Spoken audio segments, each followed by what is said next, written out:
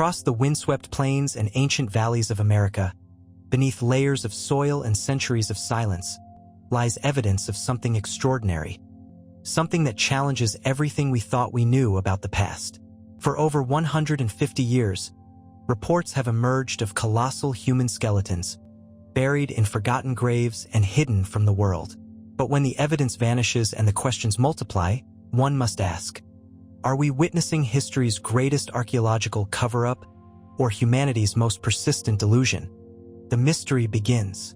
In the fading twilight of a Tennessee evening in 1845, William J. Shumate struck his shovel into the earth, seeking nothing more than fresh water for his Franklin County homestead. What emerged from that simple well would ignite a mystery that burns to this day. A mystery that would spread across newspaper headlines, spark fierce academic debates, and challenge the very foundations of American history. The bones that Shumate unearthed were unlike anything the frontier had seen. According to the Indiana State Sentinel, they belonged to a human skeleton which measures 18 feet in length.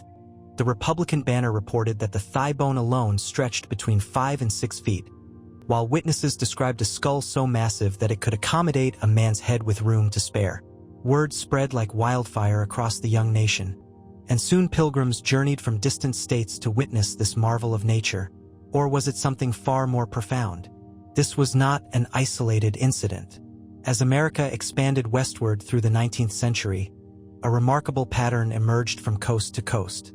From the mysterious mounds of Ohio to the remote valleys of California, from the ancient burial grounds of Wisconsin to the unexplored territories of Nevada, reports began surfacing of human remains that defied conventional understanding.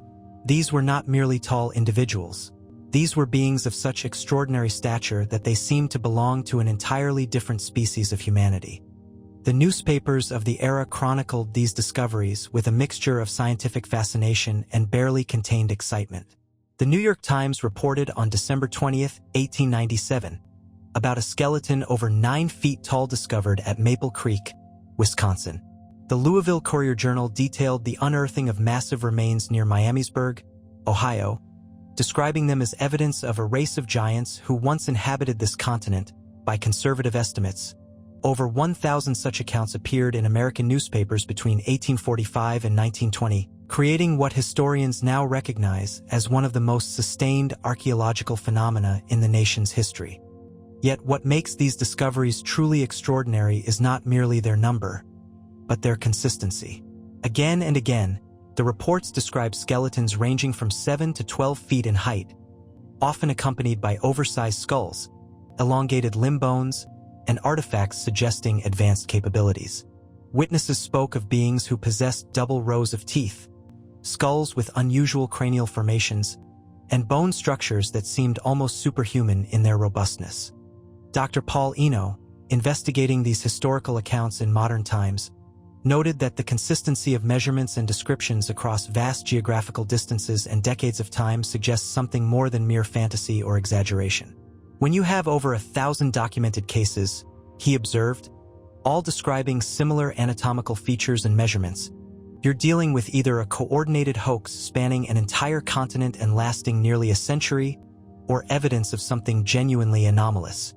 The geographic distribution of these discoveries follows a pattern that researchers find particularly intriguing. The Ohio Valley, with its ancient earthworks and mysterious mound complexes, emerged as the epicenter of giant skeleton reports.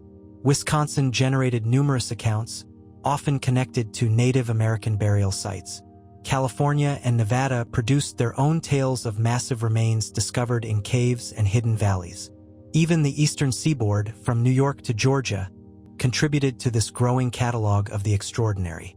What makes these historical accounts even more compelling is the caliber of individuals who witnessed and reported them.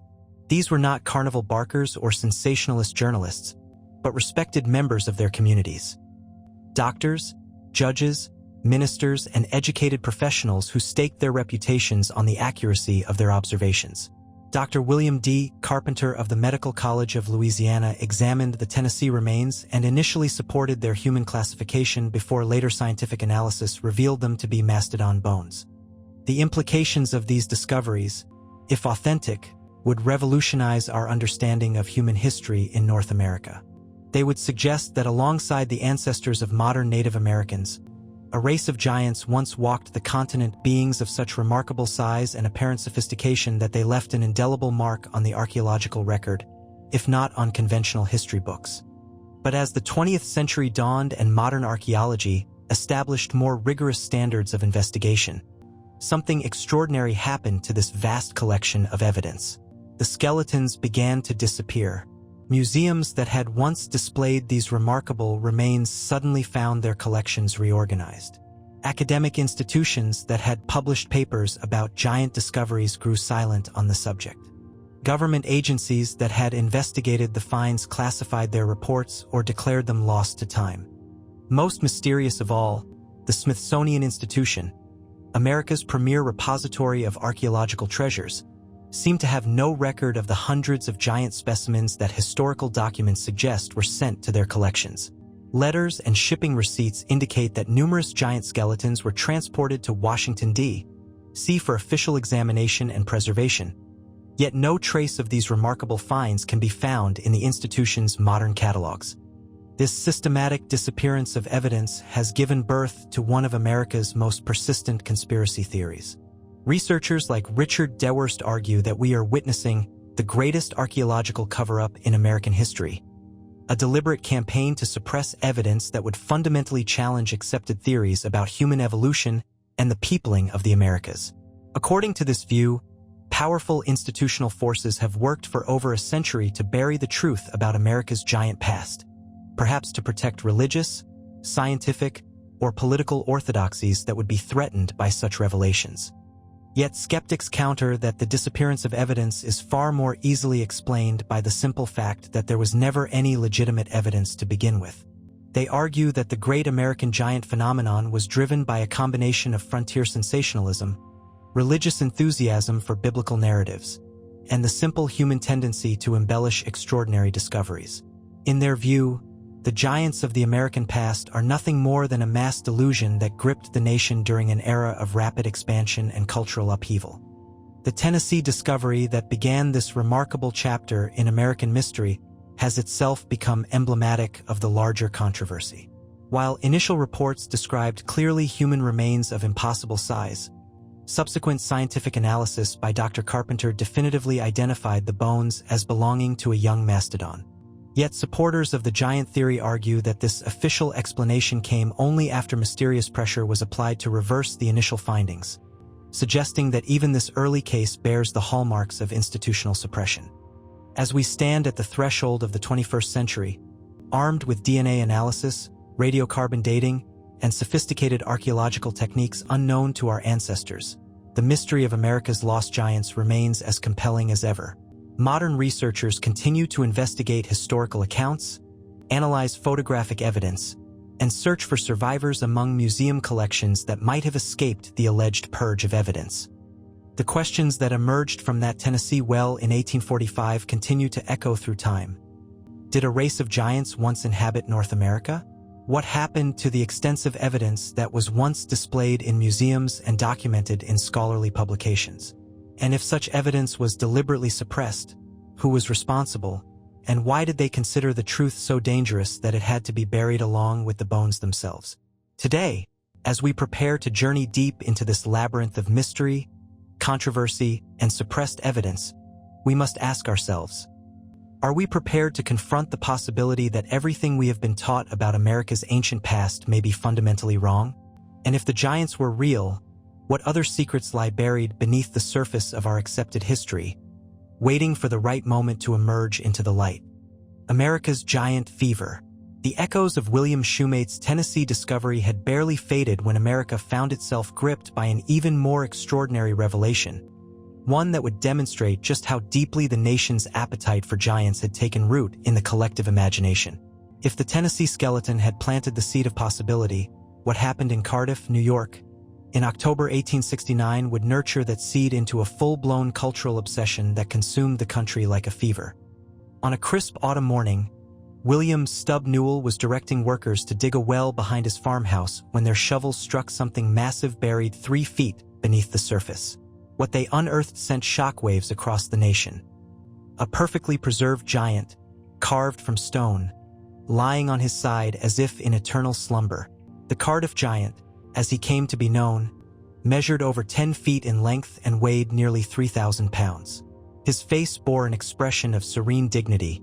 His muscular form displayed the proportions of a classical hero, and his massive hands and feet suggested a being of extraordinary power. Within hours, word of the discovery spread through the surrounding countryside like wildfire. By the next day, hundreds of pilgrims were making their way to the small town of Cardiff, each paying 50 cents for the privilege of gazing upon this wonder of the ancient world. The Syracuse Journal declared it the most remarkable object ever unearthed, while the New York Herald dispatched their finest correspondents to document what many believed to be the archaeological discovery of the century. But the Cardiff Giant represented far more than a single extraordinary find. He embodied America's growing obsession with the possibility that giants had once walked the continent. The discovery came at a time when the young nation was grappling with fundamental questions about its own identity and ancient heritage. As European explorers uncovered the ruins of classical civilizations in the Mediterranean, Americans yearned for their own connection to a glorious and mysterious past. The religious context cannot be overlooked in understanding America's giant fever. In an era when biblical literalism dominated religious thought, the discovery of giants provided tangible evidence for one of Scripture's most intriguing passages. The book of Genesis spoke clearly of the Nephilim, giants in the earth in those days, and Numbers described the land of Canaan as inhabited by men of great stature for millions of devout Americans. Each giant skeleton discovery offered proof that the Bible's accounts were not mere allegory, but historical fact. George Hull, the brilliant mastermind behind the Cardiff Giant, understood these cultural currents with remarkable clarity. A successful cigar manufacturer and avowed atheist, Hull had conceived the hoax after a heated argument with a Methodist minister about biblical giants. "If people will believe that yarn," Hull reportedly declared, "I'll give them something to really believe in." The elaborate deception cost him $2,600, equivalent to over $60,000 today, but the investment would prove spectacularly successful. Hull's creation process revealed the sophisticated planning behind the hoax. Working with German stonecutters in Chicago, he commissioned them to carve the giant from a massive block of Iowa gypsum, carefully aging the surface with sulfuric acid and sand to simulate centuries of burial. Hair pores were painstakingly drilled with darning needles, and the entire figure was stained with ink and tobacco juice to achieve the proper coloration. The finished giant was then secretly transported to Newell's farm and buried under cover of darkness, waiting for the accidental discovery that would shock the world. The public response exceeded even Hull's ambitious expectations. Crowds grew so large that Newell constructed a tent over the excavation site and began charging admission. Scientists, theologians, and curiosity seekers journeyed from across the nation to examine the marvel. The renowned paleontologist Othniel Charles Marsh declared it a most decided humbug, but others, including respected academics, argued for its authenticity with passionate conviction. What made the Cardiff Giant phenomenon particularly significant was how it tapped into deeper currents of American identity and aspiration. The discovery coincided with the completion of the Transcontinental Railroad and the closing of the Western frontier, a time when Americans were simultaneously looking backward toward their roots and forward toward their destiny. The idea that a race of giants had once inhabited the continent provided a thrilling connection to a heroic past while validating America's claims to greatness among the nations of the world. The newspaper coverage of the Cardiff Giant established patterns that would characterize giant discoveries for decades to come. Sensational headlines competed for readers' attention, while detailed descriptions emphasized the enormous size and mysterious origins of the find. The Albany Evening Journal published precise measurements and sketches, while papers across the country reprinted the story with ever more elaborate embellishments. This media frenzy demonstrated the public's insatiable appetite for tales of ancient mysteries and lost civilizations. Scientific examination of the Cardiff Giant revealed the sophisticated nature of Hull's deception, but not before it had captured the nation's imagination and generated substantial revenue. When Hull finally confessed to the hoax in December 1869, admitting the entire elaborate scheme in court documents, the revelation only seemed to intensify public fascination with the possibility of genuine giants. If someone could create such a convincing fake, the reasoning went, surely there must be authentic specimens waiting to be discovered. The Cardiff Giant's legacy extended far beyond its brief moment of fame. It established a template for future hoaxes while simultaneously legitimizing the search for authentic giant remains. P. T. Barnum, recognizing the commercial potential, commissioned his own replica when Hull refused to sell the original, creating what newspapers dubbed Barnum's Cardiff Giant, and further blurring the lines between authentic discovery and elaborate entertainment. More significantly, the Cardiff Giant phenomenon demonstrated how cultural expectations could shape the interpretation of archaeological evidence. In an era when scientific methodology was still developing, the desire to find giants often overwhelmed critical analysis. Witnesses saw what they expected to see, and newspapers reported what their readers wanted to hear, creating a feedback loop that amplified every discovery and transformed minor anomalies into major revelations. The success of the Cardiff Giant also inspired imitators across the country. The solid Muldoon appeared in Colorado in 1876, also created by Hull, while dozens of other petrified giants surfaced in various locations, each generating its own cycle of excitement, investigation, and eventual debunking. These subsequent hoaxes fed the growing national obsession while simultaneously undermining confidence in the authenticity of any giant discovery. Yet even as the Cardiff Giant was exposed as an elaborate fraud, reports of genuine giant skeleton discoveries continued to flow in from across the continent. The hoax had not satisfied America's giant fever. If anything, it had intensified it. Newspapers that had been burned by the Cardiff deception became more cautious in their reporting, but they could not resist the lure of new discoveries that promised to dwarf even Hull's magnificent creation. The psychological impact of the Cardiff Giant extended beyond mere entertainment or religious validation. For many Americans, the possibility of ancient giants represented hope that their homeland possessed mysteries and wonders equal to those of the Old World. In a nation still defining its cultural identity, the giants offered a romantic connection to a legendary past that could compete with European claims to ancient glory. As the 19th century drew to a close, America's giant fever showed no signs of abating. If anything, the Cardiff Giant had demonstrated that the public's appetite for such discoveries was virtually unlimited. The stage was now set for an explosion of giant claims that would transform isolated newspaper reports into a nationwide phenomenon, drawing the attention of serious researchers and institutions who would either validate these extraordinary discoveries or expose them as the products of an entire nation's wishful thinking. But the Cardiff Giant had accomplished something even more significant. It had shown that in America, the line between reality and mythology was far thinner than anyone had imagined, and that sometimes the most important truths lay not in what was discovered, but in what people desperately wanted to believe. The evidence hunters. As the 20th century swept away the frontier era that had given birth to America's giant fever, the stories might have faded into folklore. Curious tales told around campfires, relegated to the dusty archives of local historical societies. But the giants refused to stay buried. In an age of skepticism and scientific rigor, a new breed of investigator emerged, armed not with shovels and picks, but with computers, databases, and an unshakable conviction that somewhere within the vast labyrinth of American newspaper archives lay proof of the most extraordinary cover-up in archaeological history. These modern evidence hunters would transform scattered historical accounts into a comprehensive case that challenges everything mainstream science believes about America's ancient past. Their work represents decades of painstaking research, driven by a simple yet profound question. If the giants never existed, why did an entire nation spend nearly a century documenting their discovery? Richard J. Dewhurst stands as perhaps the most methodical of these contemporary investigators. A man whose Emmy Award-winning background in television journalism brought professional skepticism to bear on the giant mystery. When Dewhurst began his research in the early 2000s, he approached the subject with the same investigative rigor that had earned him recognition in mainstream media. What he discovered would consume the next decade of his life and culminate in his groundbreaking 2013 work, The Ancient Giants Who Ruled America, The Missing Skeletons and the Great Smithsonian Cover-Up. Dewhurst's methodology was revolutionary in its scope and ambition. Rather than focusing on individual cases or isolated incidents, he set out to compile every documented account of giant skeleton discoveries in American history. Working systematically through newspaper archives, academic journals, and historical documents, he assembled what may be the most comprehensive catalog of giant discoveries ever attempted. The results were staggering.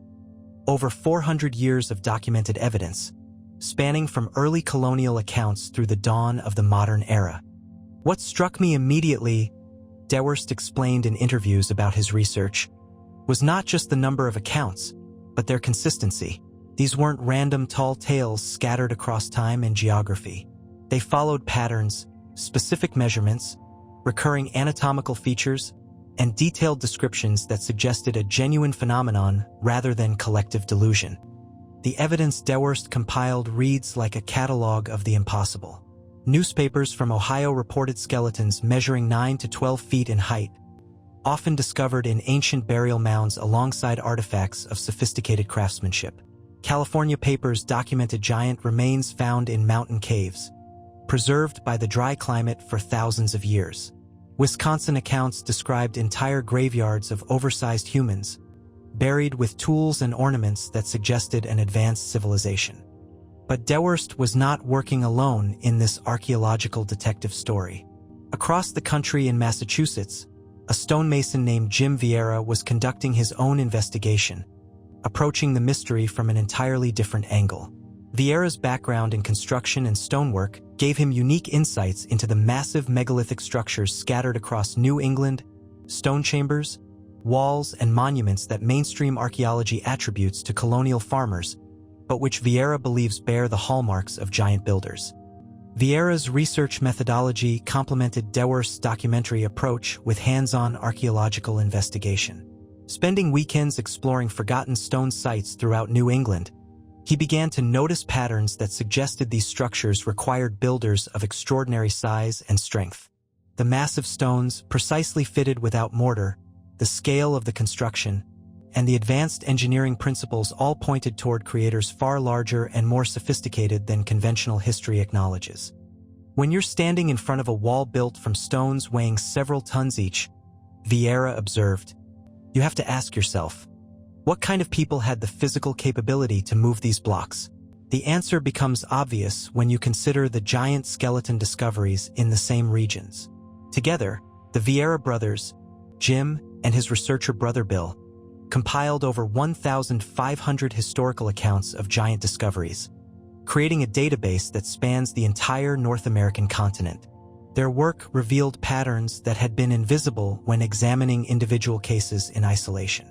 The discoveries clustered around specific geographical features, ancient waterways, mountain passes, and areas of geological significance. The measurements showed remarkable consistency, with 7 to 9 feet representing the most common range, while truly extraordinary specimens reached 12 feet or more. The evidence hunters discovered that the giant phenomenon was not limited to amateur fossil collectors or frontier sensationalists. Professional archaeologists, medical doctors, and academic institutions had documented many of the most significant finds. The Bureau of American Ethnology, under the direction of the Smithsonian Institution, had officially investigated numerous sites and published reports acknowledging the discovery of unusually large human remains. Dr. Joseph Jones, professor of natural sciences at Princeton University, published detailed accounts in academic journals describing skeletons of gigantic stature discovered in Tennessee burial mounds. Dr. Paul Eno, investigating historical records in the modern era, found documentation from Harvard University's Peabody Museum acknowledging receipt of giant specimens from various American sites. These were not backwoods discoveries reported by untrained observers, but official scientific investigations conducted by respected institutions. Perhaps most intriguingly, the evidence hunters uncovered a disturbing pattern in the historical record, a systematic disappearance of evidence that corresponded with the early 20th century's consolidation of archaeological authority under major institutions. Letters and shipping records indicated that hundreds of giant specimens had been sent to the Smithsonian Institution for study and preservation. Museum catalogs from the late 1800s listed giant skeletons among their permanent collections. Yet by the 1930s, these specimens had vanished from institutional records as completely as if they had never existed. Ross Hamilton, another dedicated researcher who served as an interpreter at Ohio's famous Serpent Mound, devoted his career to documenting this disappearance of evidence. His investigations revealed what he termed a pattern of systematic removal that affected museums, universities, and government collections across the country. Specimens that had been photographed, measured, and displayed in the late 19th century were nowhere to be found by the middle of the 20th century. It's not just that the evidence disappeared, Hamilton noted in his writings. It's that all trace of the evidence disappeared, the photographs, the measurements, the catalog entries. Someone went to extraordinary lengths to ensure that future generations would have no access to materials that previous generations had considered scientifically significant. The evidence hunters also discovered that the suppression extended beyond physical specimens to include academic papers, research reports, and scholarly investigations. Journals that had published detailed studies of giant discoveries in the 1800s showed mysterious gaps in their archives. University libraries reported missing volumes that had contained crucial documentation. Government agencies claimed that records had been lost, destroyed in fires, or simply misplaced over the decades. This pattern of disappearance led the modern investigators to a disturbing conclusion. They were not simply researching an archaeological mystery, but uncovering evidence of an active cover-up that had persisted for over a century. The implications were staggering. If their research was accurate, it suggested that powerful institutional forces had systematically suppressed evidence that would fundamentally challenge accepted theories about human evolution, the peopling of the Americas, and the nature of prehistoric civilizations. The work of these evidence hunters has created a compelling case that demands serious consideration. Their documentation is extensive, their methodology appears sound, and their credentials span multiple disciplines from journalism to archaeology to historical research. Yet their conclusions challenge not just individual theories, but the entire foundation of modern archaeological science. As their investigations deepened, these modern detectives began to realize that they had stumbled upon something far larger than missing museum specimens or vanished research papers. They had uncovered evidence of what might be the greatest archaeological conspiracy in American history, a deliberate campaign to bury the truth about America's giant past and ensure that future generations would never learn the extraordinary secrets hidden beneath their feet. But if such a cover-up truly exists, who was responsible for orchestrating it? And why did they consider the truth about America's giants so dangerous that it had to be systematically erased from the historical record? Sacred ground and ancient secrets. The trail of evidence that modern researchers had so painstakingly assembled pointed inexorably toward one remarkable conclusion. If giants had once walked America, their presence was most powerfully felt in the ancient heartland of Ohio.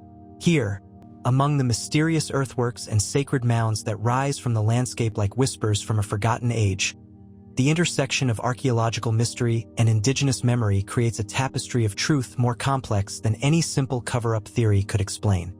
To understand who might have orchestrated the suppression of giant evidence, and why, one must first journey to the sacred grounds where the boundaries between legend and reality blur like morning mist over the Scioto River. For it is here, in the shadow of the Great Serpent Mound and within the geometric precision of the Newark earthworks, that the true magnitude of America's giant mystery begins to reveal itself.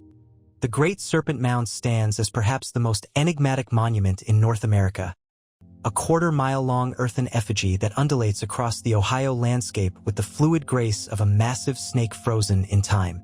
Carbon dating places its construction around 1070 CE, yet the precision of its astronomical alignments and the sophisticated engineering required for its creation suggest knowledge that seems almost impossible for its era. When 19th-century archaeologists began excavating the area surrounding this ancient wonder, they discovered something that would fuel decades of speculation. Human skeletons of extraordinary size buried in positions that suggested they held special significance in the monument's original purpose. The Chillicothe Gazette reported in 1883 that excavations near the Serpent Mound had yielded a skeleton measuring over 8 feet in length, buried with artifacts unlike anything found in typical Native American graves. The accompanying grave goods included copper implements of unusual size and sophistication, leading investigators to speculate that they were dealing with either a distinct race of people or individuals who held extraordinary status within their society. But the Serpent Mound was merely one piece of a much larger puzzle. 30 miles northeast, the Newark earthworks represented an even more staggering achievement of prehistoric engineering. Originally covering over 4 square miles, this vast complex of geometric enclosures, circular formations, and perfectly straight earthen walls demonstrated mathematical precision that rivaled the achievements of classical civilizations. The octagonal earthwork alone covers 50 acres and aligns with the Moon's 186-year orbital cycle with breathtaking accuracy. Ross Hamilton, who dedicated his career to studying these monuments, made a disturbing discovery as he researched the early excavations of the Newark site. Historical records indicated that dozens of giant skeletons had been unearthed during the 19th century investigations, many buried in positions that suggested they were the monument's builders or held positions of extraordinary importance within the culture that created them. Yet, by the time modern archaeology established its authority over these sites, every trace of these remarkable finds had vanished. The pattern is unmistakable, Hamilton observed in his investigations. The same locations that produced the most sophisticated prehistoric monuments in North America also yielded the largest concentrations of giant skeleton discoveries. This cannot be coincidence. The indigenous peoples of Ohio, the Shawnee, Miami, and other tribes who considered these earthworks sacred possessed oral traditions that added another layer of complexity to the giant mystery. Unlike the sensationalized newspaper accounts of the 19th century, these ancient stories spoke of giants with nuance and depth, describing not monsters or curiosities, but beings who played fundamental roles in the spiritual and physical landscape of prehistoric America. The Shawnee spoke of the Alajui, a race of powerful beings who once controlled the Ohio Valley before being driven out in ancient wars. According to tribal historian Christopher Judge, these traditions described the Alajui as people of great stature and strength, who built the earthworks and mounds that still the landscape. But the Shawnee accounts went further, suggesting that these giants possessed knowledge of astronomy, mathematics, and engineering that allowed them to create monuments of lasting power and significance. Our stories tell us that the Alajui were not just physically different, Judge explained in interviews about tribal traditions. They were the keepers of ancient knowledge, the builders of the sacred sites that still hold power today. When they disappeared, they took their secrets with them. The Cherokee possessed similar traditions about the Kituwa, giant beings who once inhabited the southeastern regions and were renowned for their ability to move massive stones and create lasting monuments. The Choctaw spoke of the Nahullo, describing them as a regal race of white giants endowed with mining technology who dominated parts of the continent before vanishing into legend. What makes these indigenous accounts particularly significant is their consistency across tribal boundaries and their integration into larger spiritual worldviews. These were not casual folktales or recent inventions, but foundational stories that had been preserved through countless generations of oral tradition. They describe giants not as enemies or outsiders, but as part of the natural order of creation, beings who played essential roles in establishing the sacred geography that still defines Native American spiritual practice. Dr. Vine Deloria Jr., the renowned Lakota historian and legal scholar, argued that these indigenous traditions deserved serious consideration as historical documents. Western academia has a tendency to dismiss anything that doesn't fit their evolutionary timeline, he observed. But when dozens of tribes, separated by vast distances and centuries of time, preserve similar accounts of giant peoples, perhaps it's time to ask whether these stories preserve actual historical memories. The intersection of archaeological evidence and indigenous memory becomes even more compelling when examining the Adena and Hopewell cultures, the prehistoric peoples whom mainstream archaeology credits with building Ohio's earthworks. These cultures, which flourished between 1000 BCE and 400 CE, demonstrated remarkable achievements in engineering, astronomy, and artistic expression. Yet anthropological studies of their skeletal remains show them to have been of normal human stature, raising the question of how they accomplished engineering feats that seemed to require builders of extraordinary size and strength. Careful analysis of the earthworks themselves reveals construction techniques that suggest the involvement of people far larger than typical prehistoric Americans. The massive stones used in some monuments, the precise geometric alignments maintained across vast distances, and the sheer scale of the undertakings all point toward builders who possessed not only advanced knowledge but also physical capabilities that matched their intellectual achievements. The Grave Creek Mound in West Virginia, standing 69 feet high and containing over 60,000 tons of earth, represents another piece of this puzzle. When it was excavated in 1838, investigators discovered burial chambers containing skeletons of enormous size, including one reported to measure over 9 feet in length. The precision of the mound's construction and the sophisticated burial practices it contained suggested a level of social organization and technical capability that seemed inconsistent with the normal-sized populations known from the archaeological record. Yet, as the 20th century progressed and academic archaeology consolidated its authority over these sites, the giant skeleton discoveries gradually disappeared from official accounts. The focus shifted to pottery styles, trade networks, and cultural patterns that could be studied without confronting the troubling question of why so many prehistoric monuments seemed designed for builders of extraordinary size. Native American activists and historians have noted a disturbing pattern in this academic shift. As control of archaeological sites passed from local investigators to major institutions, indigenous voices were increasingly marginalized in discussions of prehistoric America. Traditional stories that might provide crucial insights into the true nature of these monuments were dismissed as myth, while physical evidence that didn't fit conventional theories was quietly removed from consideration. They want to study our ancestors, observed Cherokee historian Barbara Duncan, but they don't want to hear what our ancestors actually told us about their own past. This systematic exclusion of indigenous perspectives from archaeological interpretation may hold the key to understanding why evidence of giants has been so thoroughly suppressed. For if the traditional stories are accurate, the giants were not just anomalous individuals but representatives of sophisticated civilizations that challenge fundamental assumptions about the development of human society in North America. The implications extend far beyond archaeology into questions of cultural identity, land rights, and the very foundations of American history. If giants once ruled vast territories and built monuments that still inspire awe today, what does that mean for our understanding of who first claimed this continent as home? The Smithsonian Conspiracy. As the implications of indigenous testimony and archaeological evidence began to crystallize around the turn of the 20th century, a new player emerged on the stage of America's giant mystery, one whose influence would prove so decisive that it would fundamentally alter the course of archaeological history.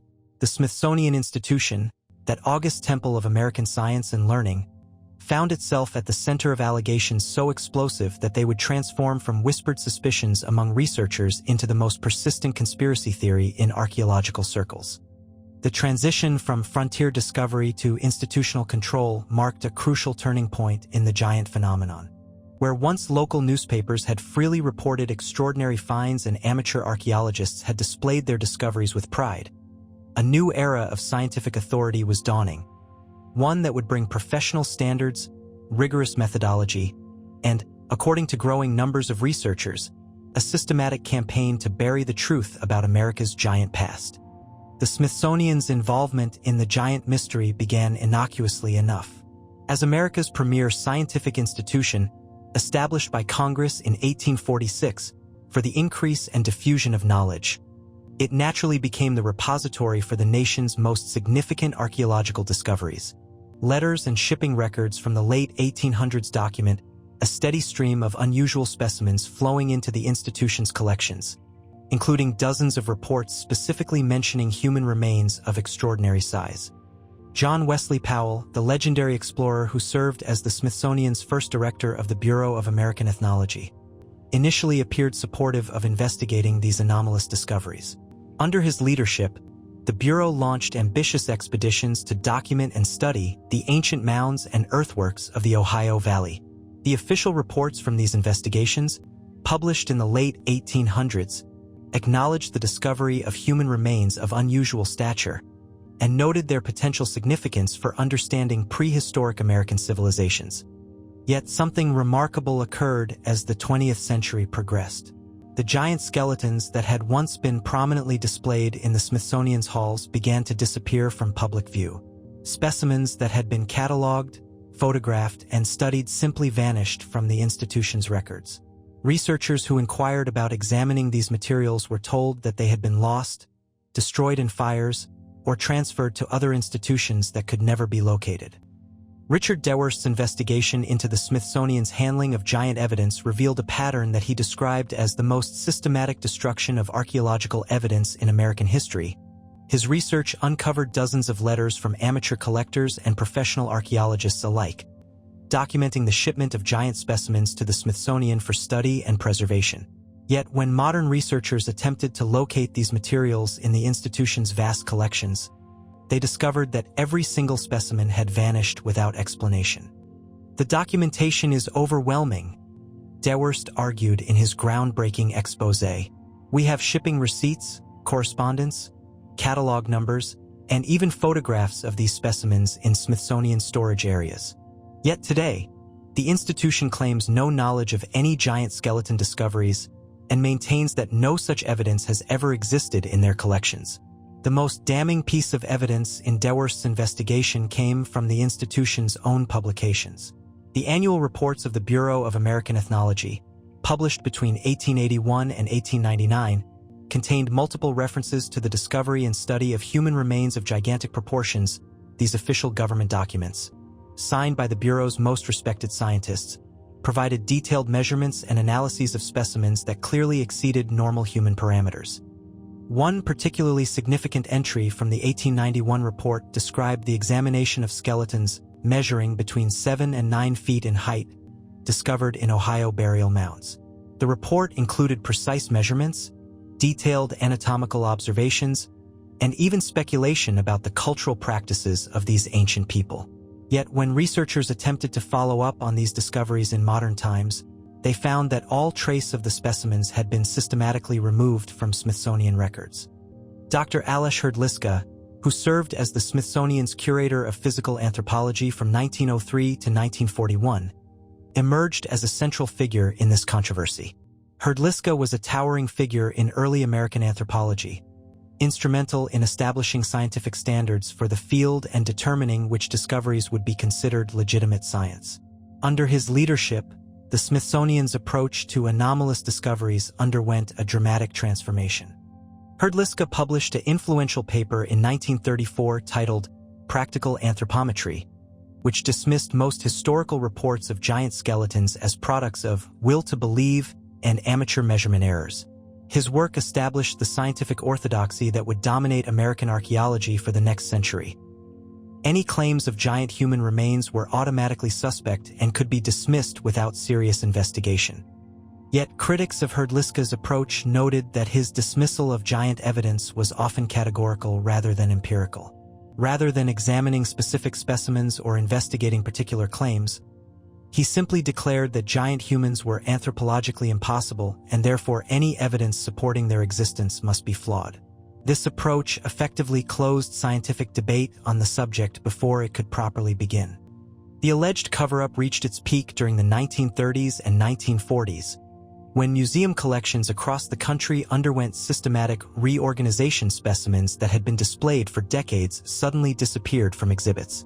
Catalog systems were revised, with many entries for unusual discoveries simply omitted from updated records. Private collectors who had loaned materials to museums found that their specimens had been lost or accidentally destroyed during renovations. Jim Vieira's research into this period revealed what he termed a coordinated campaign of evidence destruction. His investigations uncovered dozens of cases where giant skeletons had been removed from museum displays and either destroyed or transferred to unknown locations. In many instances, the institutions involved claimed to have no records of ever possessing such materials, despite clear documentation of their previous existence. The pattern is identical across the country, Vieira observed. Museums that had displayed giant skeletons for 50 years suddenly claimed they had never existed. Universities that had published papers about giant discoveries began denying they had ever investigated such claims. It was as if someone had decided that the American people could not be trusted with the truth about their own prehistoric heritage. The World News Daily Report story of 2014 added another layer to the controversy when it claimed that the Supreme Court had forced the Smithsonian to release classified documents about giant skeleton destruction. According to this account, a fictional organization called the American Institution of Alternative Archaeology had successfully sued the Smithsonian, compelling them to admit to destroying thousands of giant specimens to protect mainstream scientific theories about human evolution. While this particular story was later revealed to be satirical fiction published on a humor website, its widespread acceptance demonstrated the deep suspicion that had developed around the Smithsonian's handling of anomalous archaeological evidence. The fact that millions of people immediately believed the story reflected a growing conviction that the institution had something to hide about America's giant past. Smithsonian officials have consistently denied all allegations of cover-up or evidence destruction.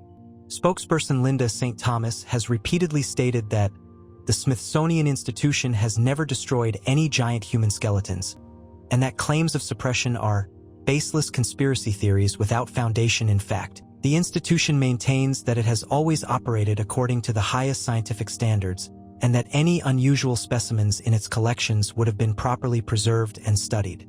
Yet the institution's defenders struggle to explain the systematic disappearance of evidence that was once prominently featured in their own publications. The gap between historical documentation and current collections remains a source of ongoing controversy, fueling suspicions that powerful forces within the scientific establishment have worked to suppress evidence that challenges fundamental assumptions about human history. The motivations behind such an alleged cover-up remain a matter of intense speculation. Some researchers argue that the suppression was driven by religious concerns, as evidence of giants would validate biblical accounts and potentially undermine evolutionary theory.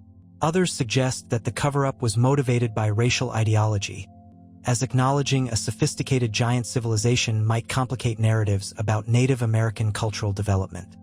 Perhaps most troubling is the possibility that the suppression was driven by simple institutional inertia, that once the scientific establishment had committed to certain theories about human development, any evidence that contradicted those theories became an unwelcome complication that was easier to ignore than to investigate. Whatever the motivation, the alleged Smithsonian conspiracy represents a fundamental challenge to public trust in scientific institutions. If the claims are true, they suggest that America's most respected scientific organization has systematically deceived the public about one of the most significant archaeological phenomena in the nation's history. But as the evidence hunters pressed deeper into their investigation, they began to realize that the Smithsonian's role might be only one part of a much larger pattern of suppression, one that extended into the very foundations of modern archaeological science itself. When science meets legend, as allegations of institutional suppression swirled around the Smithsonian and other bastions of academic archaeology, a remarkable discovery emerged from an entirely different corner of the world, one that would force both believers and skeptics to confront what legitimate giant evidence actually looks like when subjected to rigorous scientific analysis. For in the ancient necropolis of Fidene, just outside Rome, archaeologists made a discovery that would forever change the conversation about giants in human history.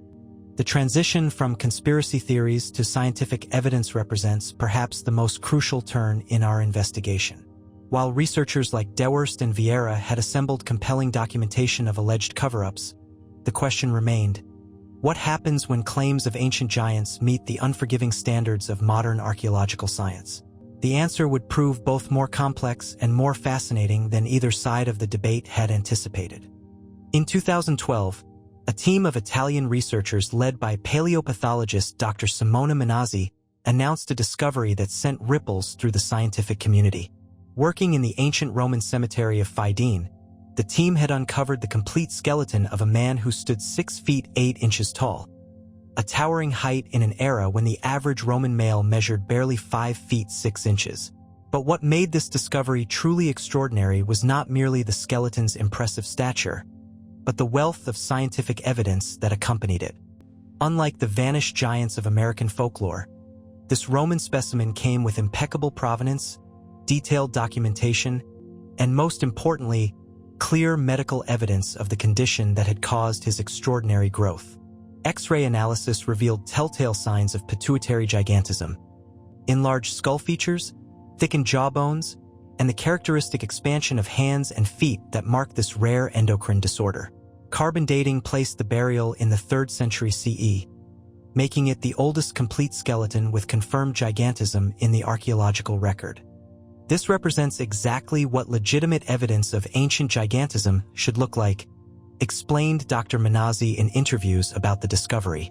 We have clear medical markers, proper archaeological context, and verifiable scientific data. It demonstrates that giants did occasionally exist in ancient populations, but as individuals with specific medical conditions, not as members of a distinct race. The Roman giants' discovery illuminated the crucial distinction that had been missing from over a century of American giant claims: the difference between pathological gigantism in individuals and the alleged existence of entire populations of giants. Medical science has long understood that pituitary disorders can cause extraordinary growth in rare cases, but these conditions are invariably accompanied by specific skeletal abnormalities, health complications, and shortened lifespans that leave unmistakable signatures in the archaeological record. When measured against these scientific standards, the alleged giant discoveries of 19th century America reveal telling gaps in their documentation. None of the historical accounts describe the medical markers that should accompany genuine gigantism: the enlarged skulls, thickened bones, and joint problems that characterize pituitary disorders. Instead, they describe perfectly proportioned giants with normal skeletal features, beings that would be medically impossible according to our understanding of human growth physiology. Dr. Jeffrey Schwartz, professor of anthropology at the University of Pittsburgh, has spent decades studying human skeletal variation and the factors that influence stature in ancient populations. His research reveals that what 19th century observers might have interpreted as evidence of giant races can be explained by normal variations in human height, combined with measurement errors and cultural expectations that predispose people to see giants where none existed. The human skeleton is remarkably plastic, Dr. Schwartz explained in discussions of historical giant claims. Environmental factors, nutrition, and genetic variation can produce significant differences in stature within and between populations. Add to this the crude measurement techniques of the 1800s and the strong cultural desire to find giants, and you have a perfect recipe for misidentification. Modern archaeological analysis has revealed fascinating insights into prehistoric human stature that help explain many historical giant reports. Paleolithic Europeans, particularly during the height of the last ice age, averaged significantly taller than their agricultural successors. Male hunters from this period commonly reached heights of 6 feet or more, with some individuals approaching 6 feet 6 inches, dimensions that would have seemed gigantic to 19th century Americans accustomed to smaller agricultural populations. The transition to farming, which occurred around 10,000 years ago, brought about a dramatic reduction in human stature across most populations. Poor nutrition, disease, and the physical demands of agricultural labor combined to reduce average heights by as much as 6 inches in some regions.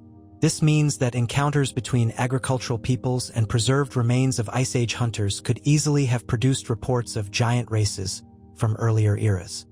Dr. Clark Spencer Larson of Ohio State University, one of the world's leading authorities on prehistoric human stature, has demonstrated how environmental factors could create the appearance of giant populations in the archaeological record. His studies of Native American skeletal remains show significant variation in stature between different time periods and regions, with some groups averaging several inches taller than others based on factors like diet, climate, and lifestyle. When 19th century farmers discovered the remains of pre-agricultural hunters who stood 6 feet 3 inches tall, Dr. Larson noted, those remains would have seemed gigantic compared to their own 5 foot 6 inch frames. Add imprecise measurement techniques, and you can easily get reports of 8-foot giants where none actually existed. The case of the Tennessee discovery that began our investigation provides a perfect example of how legitimate scientific analysis resolves giant claims. When Dr. William D. Carpenter of the Medical College of Louisiana first examined the Williamson County remains in 1845, he initially supported their classification as human bones of extraordinary size. However, his subsequent detailed analysis, published in the American Journal of Science in March 1846, definitively identified the specimens as belonging to a young mastodon. This pattern of initial excitement followed by scientific correction characterizes virtually every well-documented giant discovery from the 19th century. Amateur investigators, unfamiliar with comparative anatomy and working with crude measurement tools, would misidentify large animal bones as human remains. Professional scientists, when given the opportunity to examine the evidence properly, invariably corrected these misidentifications. The Smithsonian Institution's own records, when examined objectively, support this pattern of scientific correction rather than systematic suppression. The annual reports that conspiracy theorists cite as evidence of institutional acknowledgement of giants actually document the process by which trained anthropologists debunked amateur claims. References to remains of unusual stature in these reports typically conclude with explanations of why the specimens were not actually human or were misidentified by their original discoverers. Dr. Aleš Hrdlička's dismissal of giant claims in his 1934 paper was not an arbitrary suppression of evidence, but a synthesis of decades of scientific investigation that had consistently failed to find legitimate examples of giant humans in North American archaeological sites. His conclusion that such claims typically resulted from will to believe and amateur errors reflected the accumulated weight of evidence, not institutional bias. Modern DNA analysis has added another powerful tool for resolving questions about unusual skeletal remains. When properly preserved specimens are available for testing, genetic analysis can definitively determine species, ancestry, and even specific medical conditions. Significantly, no purported giant skeleton has ever yielded DNA evidence supporting claims of a distinct human population or race. The few cases where alleged giant remains have been subjected to modern scientific analysis tell a consistent story.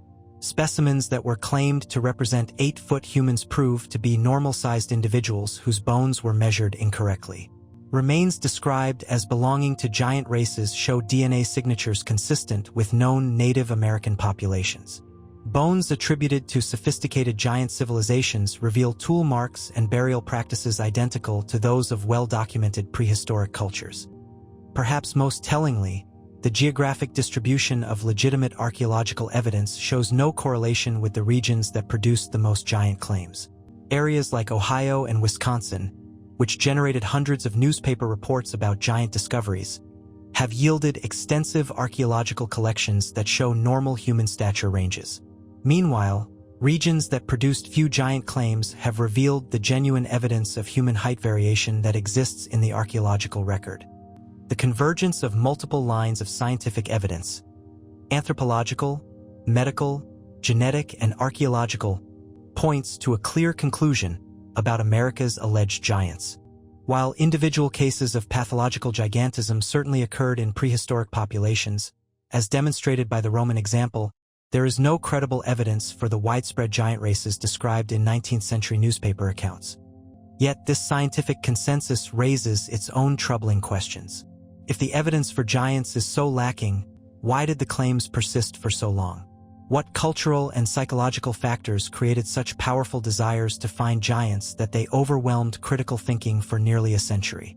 And perhaps most importantly, what does the giant phenomenon tell us about the relationship between evidence and belief in American culture?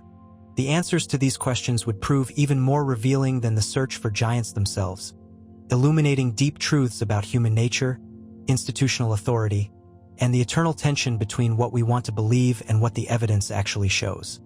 The hoax hunters.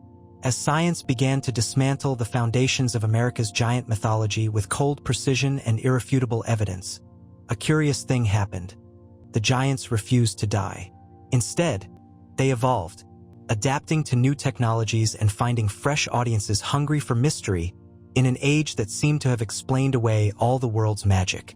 But this digital resurrection of the giant phenomenon would also give birth to a new breed of investigator, the hoax hunters, armed with sophisticated tools and forensic techniques that would expose the modern giant industry with devastating effectiveness. The transformation from frontier newspaper accounts to viral internet sensations marked a fundamental shift in how giant claims were manufactured, distributed, and ultimately debunked. Where 19th-century hoaxers had relied on crude stone carvings and misidentified animal bones, their digital descendants would wield the awesome power of computer graphics, social media algorithms, and humanity's endless appetite for content that challenged conventional reality. The most famous example of this new generation of giant hoaxes emerged not from the American heartland, but from the creative laboratories of digital artists experimenting with the possibilities of image manipulation. In 2002, a Canadian artist known as Iron Kite entered a worth 1,000 contest called Archaeological Anomalies, challenging participants to create believable images of impossible discoveries. His submission, a perfectly crafted composite showing archaeologists excavating a massive human skeleton, would become the most viral giant image in internet history. Iron Kite's creation demonstrated the sophisticated artistry that modern hoaxers could bring to their craft. Working with legitimate archaeological photographs as source material, he digitally inserted a proportionally accurate giant skeleton into an actual excavation scene, complete with proper lighting, shadows, and scale references that made the impossible seem utterly believable. The image was so convincing that it fooled not only casual internet users but also established researchers who should have known better. What made that image so powerful, explained digital forensics expert Dr. Haney Fard of UC Berkeley, was not just its technical quality, but its psychological appeal. It looked exactly like what people expected real giant evidence to look like: official, scientific, and properly documented. It fulfilled every requirement that skeptics had demanded, which made it incredibly persuasive. The viral spread of Iron Kite's creation revealed the new dynamics of hoax propagation in the digital age. Within months, the image had circulated through thousands of websites, blogs, and social media accounts, often stripped of its original context and presented as genuine archaeological evidence. Each sharing added layers of false provenance, claims about discovery locations, institutional investigations, and government cover-ups that transformed a simple art project into an elaborate conspiracy theory. National Geographic, which had been battling giant skeleton hoaxes since the 19th century, found itself overwhelmed by inquiries about Iron Kite's image. The organization's fact-checking department, led by senior editor Dan Vergano, launched a comprehensive investigation that would become a model for digital hoax detection. Using reverse image searches, source verification, and technical analysis, they traced the image back to its original contest submission and exposed its artificial nature. "We were getting dozens of inquiries every week about this one image," Vergano recalled in interviews about the investigation. People from around the world were convinced they had discovered proof of ancient giants, and no amount of explanation could shake their belief. It demonstrated how powerful visual evidence can be, even when it's completely fabricated. The success of debunking Iron Kite's creation led to the development of increasingly sophisticated hoax detection methods. Reuters established a dedicated fact-checking unit that specializes in viral archaeological claims, while Snopescom created an entire category devoted to giant skeleton hoaxes. These modern hoax hunters employ techniques that would have seemed like science fiction to their 19th century predecessors. Pixel-level analysis, metadata examination, and artificial intelligence tools that could detect digital manipulation with remarkable precision. Dr. Fard's laboratory at Berkeley became a leading center for digital forensics research, developing algorithms that could identify the telltale signs of image manipulation invisible to the human eye. His analysis of the most popular giant skeleton images revealed consistent patterns of digital tampering: impossible lighting conditions, perspective errors, and compression artifacts that betrayed their artificial origins. "Every digital manipulation leaves fingerprints," Dr. Fard explained in his research publications. "Shadows that fall in the wrong directions, pixels that don't match their surroundings, compression patterns that reveal multiple source images. Once you know what to look for, these hoaxes become surprisingly easy to detect." The hoax hunters' investigations revealed that the modern giant phenomenon had become a surprisingly organized industry. Professional hoax creators used sophisticated software to produce convincing images, while social media marketers amplified their reach through coordinated sharing campaigns. Some operations generated substantial revenue through advertising on websites that promoted giant theories, creating financial incentives for ever more elaborate deceptions. One particularly sophisticated hoax emerged in 2018 when images circulated claiming to show a giant skeleton battling a serpent discovered in a cave in Taiwan. The viral photographs showed what appeared to be a massive human skeleton locked in combat with an enormous snake, both perfectly preserved in ancient stone. Millions of people shared the images as evidence of prehistoric giants and legendary monsters. The debunking of the Taiwan hoax demonstrated the evolution of fact-checking techniques in the digital age. Newsweek's investigation team used reverse image searches to trace the photographs to their actual source: an art installation by Taiwanese artist Tu Weiqing for the 2018 Thailand Biennale. The ancient discovery was actually a modern sculpture, photographed in a contemporary art gallery and presented to social media audiences as archaeological evidence. The speed with which false information spreads online is terrifying, observed Carlos Bustamante, Newsweek's fact-checking coordinator. A hoax can reach millions of people in hours, while the debunking process takes days or weeks of careful investigation. By the time we publish our findings, the false narrative has already taken root in countless minds. The psychological appeal of giant hoaxes in the digital age reflects deeper cultural anxieties about truth, authority, and the nature of reality itself. Social media algorithms, designed to maximize engagement, naturally amplify sensational content that generates strong emotional responses. Giant skeleton images perform exceptionally well in this environment, combining visual impact with narratives of hidden truth and institutional cover-ups that resonate with widespread distrust of established authorities. Facebook groups dedicated to giant theories have grown to encompass hundreds of thousands of members, creating echo chambers where hoaxed images circulate endlessly without critical examination. The platform's recommendation algorithms direct users toward increasingly extreme content, leading casual curiosity about historical mysteries toward elaborate conspiracy theories about archaeological suppression and government cover-ups. The legacy of the Cardiff Giant, that masterful 19th-century deception, lives on in these digital spaces where sophisticated hoaxes compete for attention with increasingly elaborate backstories. Modern giant promoters have learned from George Hull's success, understanding that the most effective hoaxes are those that tap into existing beliefs and cultural desires rather than simply presenting fabricated evidence. Dr. Karen Douglas, professor of social psychology at the University of Kent, has studied the psychological factors that make people susceptible to hoax content. Her research reveals that giant skeleton hoaxes appeal to fundamental human needs for meaning, control, and belonging that transcend simple factual accuracy. People don't share these images because they've carefully evaluated the evidence, Dr. Douglas explained in her research on conspiracy beliefs. They share them because the images support worldviews they already hold, beliefs about hidden history, suppressed knowledge, or the untrustworthiness of official sources. Facts become secondary to the emotional satisfaction of having these beliefs confirmed.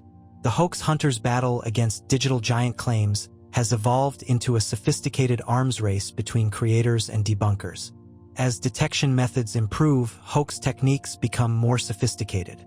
Artificial intelligence tools that can create convincing fake images are becoming more accessible, while deep learning algorithms make it increasingly difficult to distinguish authentic content from artificial creations. Yet the hoax hunters have achieved significant victories in their campaign against digital deception.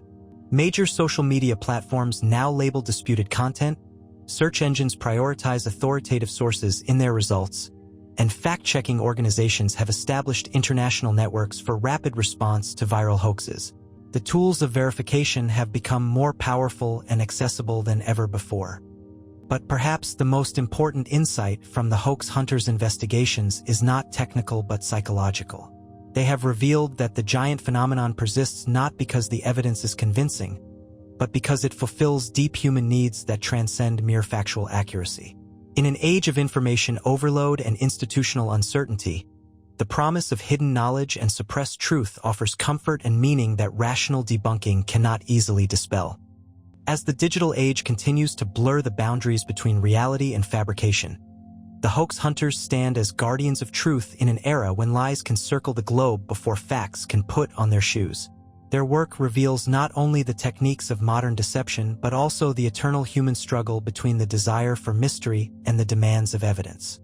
But even as they expose hoax after hoax with devastating precision, a troubling question remains.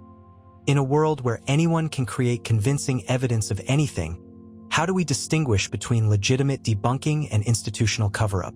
The answer would prove more complex than even the hoax hunters themselves had anticipated. Section 8. Voices from the past. As the hoax hunters dismantled fake evidence with surgical precision and institutional authorities dismissed giant claims with scientific certainty, a profound silence echoed through the entire debate, one that revealed perhaps the most troubling aspect of America's century-long obsession with giants. For in all the heated arguments between believers and skeptics, in all the accusations of cover-ups and debunking campaigns, one voice had been systematically excluded from the conversation. The voice of the people whose ancestors' remains were being excavated, displayed, and argued over as if they were mere archaeological specimens rather than human beings with families, cultures, and sacred beliefs. The transition from digital hoaxes to deeper truths would require confronting an uncomfortable reality that both giant believers and mainstream archaeologists had long preferred to ignore. The skeletal remains at the center of this controversy were not abstract scientific data points or mysterious artifacts from a vanished civilization.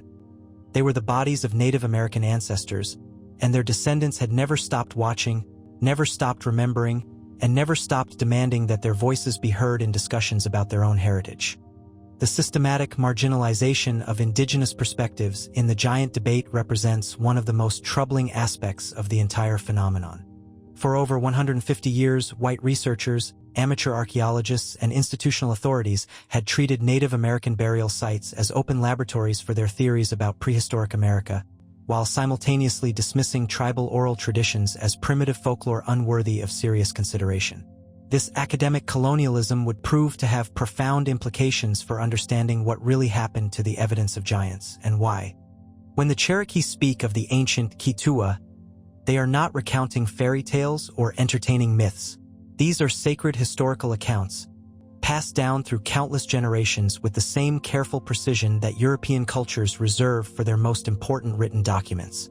According to Cherokee historian Barbara Duncan, the Keetoowah were described as people of great stature and strength, who possessed knowledge of stonework and engineering that allowed them to create lasting monuments across the southeastern territories.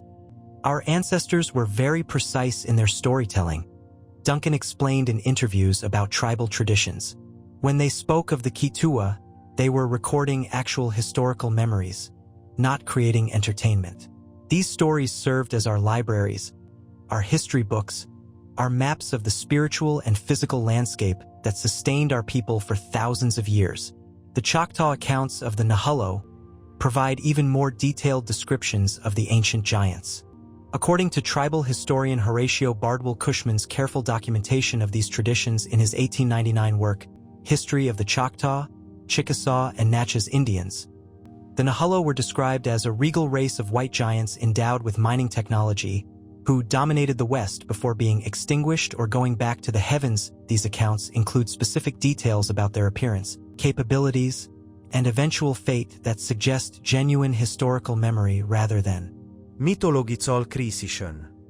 Yet when 19th century archaeologists began discovering unusually large skeletal remains in precisely the regions where these tribal traditions placed their giant ancestors, they showed no interest in consulting with the people whose oral histories might have provided crucial context for understanding these discoveries.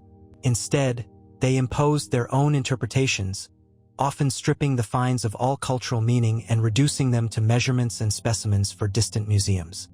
The Paiute traditions of Nevada provide a particularly striking example of how indigenous knowledge was distorted and appropriated by giant enthusiasts. Modern giant theorists frequently cite Paiute legends of the Ctcah as evidence for red-haired giants who once inhabited Lovelock Cave. However, careful research by anthropologist Brian Dunning revealed that authentic Paiute traditions make no mention of giants in connection with these beings. The giant interpretation appears to be a modern embellishment that has no basis in actual tribal accounts. This is cultural appropriation of the most damaging kind, observed Dr. Vine Deloria Jr., the renowned Lakota historian and legal scholar. White researchers take fragments of our traditions, strip them of their cultural context, and then use them to support theories that have nothing to do with what our ancestors actually believed or experienced. The legal and ethical framework that emerged in the late 20th century to address these issues would fundamentally transform the giant debate in ways that both believers and skeptics failed to anticipate. The Native American Graves Protection and Repatriation Act, NAGPRA, passed by Congress in 1990, established the principle that Native American human remains and associated artifacts are not the property of museums or researchers, but belong to the tribal communities from which they came. NAGPRA's requirements for transparency and tribal consultation created a legal framework that directly contradicts claims of systematic cover-ups by archaeological institutions. Under the law, museums must publicly catalog all Native American remains in their collections, notify appropriate tribal governments, and facilitate repatriation when requested. This process requires extensive documentation, public hearings, and ongoing tribal involvement that makes the kind of secretive suppression alleged by giant conspiracy theorists legally impossible. The Kennewick Man case provided a powerful demonstration of how NAGPRA works in practice and why indigenous perspectives are crucial for understanding controversial archaeological discoveries. When the 9,000-year-old skeleton was discovered in Washington state in 1996, initial scientific analysis suggested that the remains might not be ancestrally related to modern Native Americans, leading some researchers to argue that they should be exempt from NAGPRA requirements.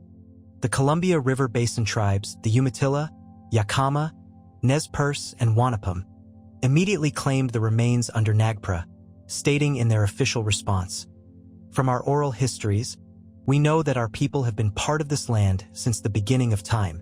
We do not believe that our people migrated here from another continent. As the scientists do, their position was based not on scientific analysis but on sacred knowledge passed down through generations of tribal tradition." The legal battle over Kennewick Man lasted nearly 2 decades, during which time scientists conducted extensive studies that initially seemed to support their arguments for non-Native American ancestry. However, DNA analysis completed in 2015 definitively proved that the remains were indeed ancestrally related to modern Native Americans, particularly the Colville tribe. The discovery validated indigenous oral traditions while demonstrating the limitations of purely physical anthropological analysis. "Our ancestors told us we had always been here," said Armand Minthorn, religious leader of the Umatilla tribe. "The scientists needed expensive tests and 20 years of study to learn what we had never forgotten." The repatriation of Kennewick Man's remains in 2017 marked a turning point in the relationship between archaeological science and indigenous knowledge. The case demonstrated that tribal oral traditions often contain accurate historical information that can be verified by modern scientific methods, while also establishing clear legal precedents for tribal authority over ancestral remains. These developments have profound implications for understanding the alleged suppression of giant evidence. If powerful institutional forces had truly discovered and then hidden evidence of giant races in North America, they would have had to do so in violation of federal law, tribal sovereignty, and extensive legal requirements for transparency and consultation. The absence of any NAGPRA-related documentation concerning giant remains suggests either that such discoveries never occurred, or that they predate the legal frameworks designed to protect indigenous heritage. More troubling is the realization that much of the modern giant phenomenon represents a form of cultural grave robbing that extends beyond physical remains to include the appropriation of sacred stories and spiritual beliefs. When giant enthusiasts cite Native American legends to support their theories, they are often taking fragments of complex spiritual traditions out of context and using them to validate non-indigenous worldviews about ancient civilizations and lost races. Tribal leaders have increasingly spoken out against this appropriation of their cultural heritage. "Our stories are not props for someone else's theories," explained Cherokee Nation Principal Chief Chuck Hoskin Jr. "They are sacred knowledge that connects us to our ancestors and our responsibilities as indigenous people. When outsiders use them to support claims about giant races or ancient aliens, they are committing a form of spiritual theft that compounds centuries of cultural violence." The implications extend beyond questions of respect and cultural sensitivity to fundamental issues of historical accuracy. If researchers and institutions had truly wanted to understand the phenomenon of unusually large skeletal discoveries in prehistoric America, the logical first step would have been to consult with the indigenous peoples whose ancestors had lived in these regions for thousands of years. Their failure to do so suggests that the giant phenomenon was never really about discovering historical truth, but about validating pre-existing beliefs about racial hierarchies, biblical narratives, or romantic notions of lost civilizations. Dr. Devin Mahejua, professor of indigenous studies at the University of Kansas, has documented how the exclusion of Native American voices from archaeological interpretation has systematically distorted understanding of prehistoric America. "When you ignore the people who actually know the history," she observed, "you end up with fantasies that say more about the researcher's biases than about the actual past." The giant controversy also highlights ongoing struggles over who has the authority to interpret indigenous history and whose knowledge counts as legitimate evidence. While academic institutions demand peer-reviewed publications and scientific credentials, Tribal communities base their authority on generational knowledge, spiritual responsibility, and cultural continuity that stretches back thousands of years. The tension between these different ways of knowing lies at the heart of debates about giants, but it also reflects broader questions about decolonizing archaeology and respecting indigenous sovereignty. As NAGPRA implementation continues and tribal nations assert greater control over research involving their ancestral heritage, the giant phenomenon faces an uncertain future. Claims about suppressed evidence become harder to sustain when tribal communities have legal authority to access and examine any remains that might support such theories. The transparency required by federal law creates accountability that conspiracy theories cannot easily circumvent.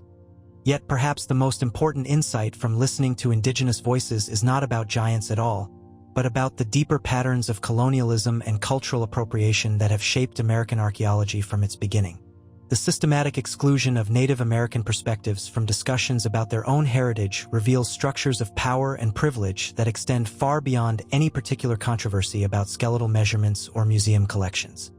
The digital revolution.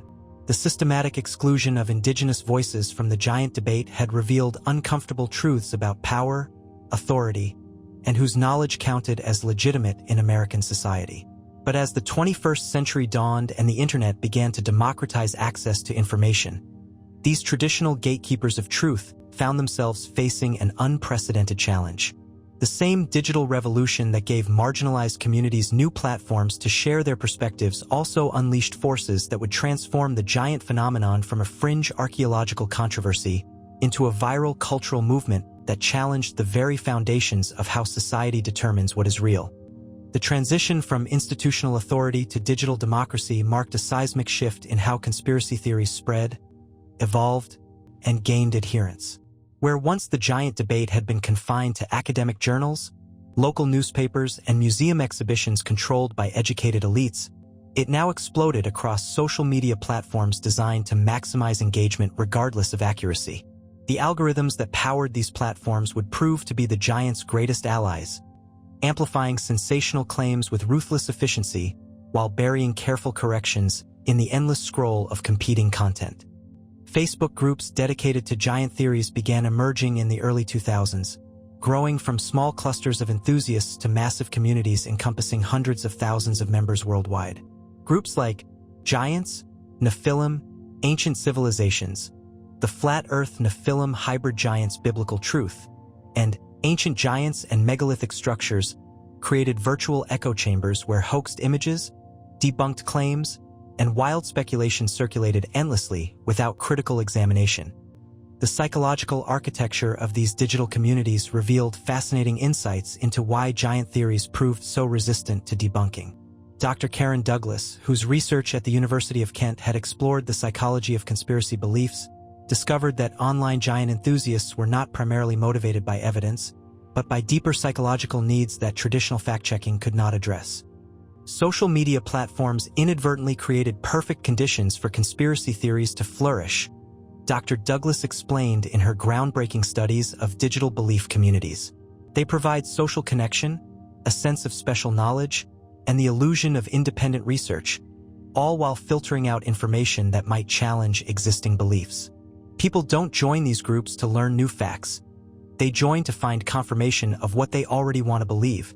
The algorithmic amplification of giant content demonstrated how artificial intelligence systems, designed to predict and satisfy human preferences, could systematically distort public understanding of complex topics.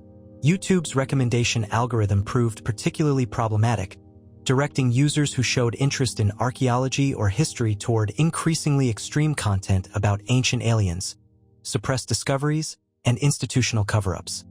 Dr. Guillaume Chazlot, a former Google engineer who helped design YouTube's recommendation system, became a whistleblower documenting how the platform's algorithms promoted conspiracy content. His research revealed that videos about giant skeletons and archaeological cover-ups received dramatically more engagement than factual content about prehistory, leading the algorithm to systematically recommend conspiracy theories over educational material.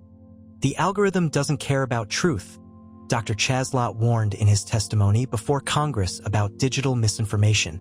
It only cares about keeping people watching.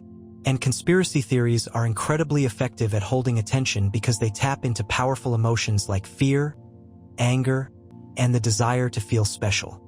A video claiming the Smithsonian is hiding evidence of giants will always get more clicks than a boring explanation of normal archaeological processes. The democratization of research tools through the internet initially seemed to offer hope for resolving the giant controversy through unprecedented access to primary sources. Websites like Newspapers.com digitized millions of historical documents, making 19th-century giant reports searchable and verifiable in ways that previous generations of researchers could never have imagined. This treasure trove of documentation allowed investigators like Richard Dewhurst and Jim Vieira to compile their massive databases of giant claims with remarkable efficiency. Yet, the same tools that enabled comprehensive research also facilitated the creation of more sophisticated misinformation. Digital manipulation software became increasingly accessible and powerful, allowing hoax creators to produce convincing fake documents, photographs, and even academic papers that could fool casual investigators. The sheer volume of information available online made it increasingly difficult to separate authentic historical sources from modern fabrications designed to support predetermined conclusions.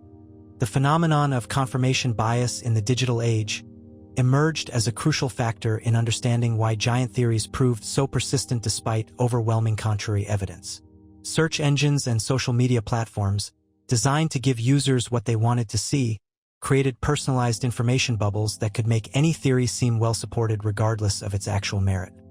Dr. Eli Pariser, author of The Filter Bubble, documented how algorithmic content curation created what he termed a unique universe of information for each of us that could dramatically distort perception of scientific consensus.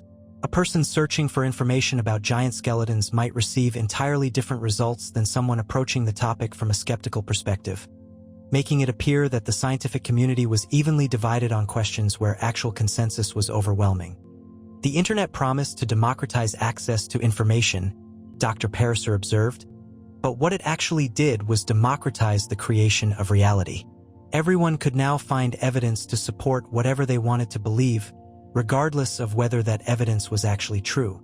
The speed at which false information spread in digital environments proved particularly challenging for fact-checkers and debunkers attempting to counter giant mythology.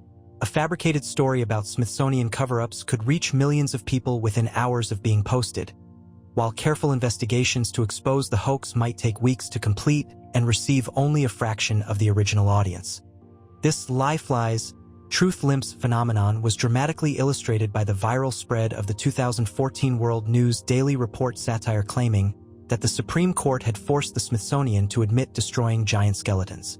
Despite being published on a clearly labeled satirical website with disclaimers about fictional content, the story was shared over 100,000 times within the first week and continues to circulate on social media platforms as evidence of institutional cover-ups. Reuters fact-checker Warren Strubens, who investigated the satirical story's viral spread, discovered a troubling pattern in how people interacted with the content. Most people never clicked through to read the actual article, he found. They just saw a headline that confirmed their existing suspicions and shared it immediately. By the time fact-checkers could respond, the false narrative had already become common knowledge in conspiracy communities. The emergence of citizen researchers represented another significant development in the digital transformation of the giant phenomenon. Armed with internet access and motivated by suspicion of institutional authority, thousands of amateur investigators began conducting their own research into historical giant claims. While some of this citizen science produced valuable insights and uncovered genuine historical documents, much of it also demonstrated the limitations of untrained analysis applied to complex archaeological questions. The quality of digital giant research varied enormously, from meticulous scholarly work that met professional standards to wildly speculative theories based on misunderstood evidence and logical fallacies. Unfortunately, social media algorithms made no distinction between these different levels of quality, often promoting sensational but flawed research over careful but boring academic work. Dr. Michael Shermer, publisher of Skeptic magazine and author of numerous works on critical thinking, identified a crucial problem with digital age conspiracy research: the confusion of correlation with causation and the tendency to see patterns where none existed. The internet gave conspiracy theorists access to vast amounts of data, Dr. Shermer explained, but it didn't give them the training to analyze that data properly. When you're looking for evidence of a cover-up, you can find suspicious patterns in almost any large dataset. The key is understanding which patterns are meaningful and which are just statistical noise. The psychological appeal of giant theories in the digital age also reflected broader cultural anxieties about truth, authority, and the pace of technological change. In an era when traditional sources of authority, government, media, academic institutions face declining public trust, alternative theories about suppressed history offered appealing narratives of hidden truth and authentic knowledge that mainstream sources allegedly concealed. Social psychologist Dr. Jan Willem van Proijen's research on conspiracy beliefs revealed that giant theories particularly appealed to people who felt powerless or marginalized in rapidly changing societies. Believing that you have access to secret knowledge about ancient giants provides a sense of control and importance, he observed. It makes you feel like you understand the world better than the experts who are supposedly deceiving everyone else. The COVID-19 pandemic accelerated many of these digital trends, as lockdowns drove people to spend more time online and conspiracy theories about institutional deception gained broader cultural currency. Giant skeleton theories experienced a notable surge during this period, as people seeking alternative explanations for official narratives found communities that questioned not just archaeological orthodoxy, but the trustworthiness of expert authority in general. The intersection of giant theories with other conspiracy movements, ancient aliens, flat Earth, QAnon, created complex ideological ecosystems where different forms of alternative belief reinforced each other. Users who joined Facebook groups about archaeological cover-ups often found themselves exposed to increasingly extreme content about various forms of suppressed knowledge and institutional deception. Yet, the digital revolution also created unprecedented opportunities for education and debunking. Fact-checking organizations developed sophisticated rapid response systems for viral misinformation, while educational platforms like Khan Academy and Coursera made high-quality archaeological and anthropological content accessible to global audiences. The same tools that spread conspiracy theories could also spread scientific literacy, if deployed effectively. The challenge facing society as the giant phenomenon entered its digital phase was not simply distinguishing truth from falsehood, but understanding why certain types of falsehood proved so psychologically appealing that they could overwhelm evidence-based alternatives. The answer would require examining not just what people believed about giants, but why they needed to believe it, and what that revealed about the deeper spiritual and psychological hungers that drove humanity's eternal quest for mystery in an age of information overload.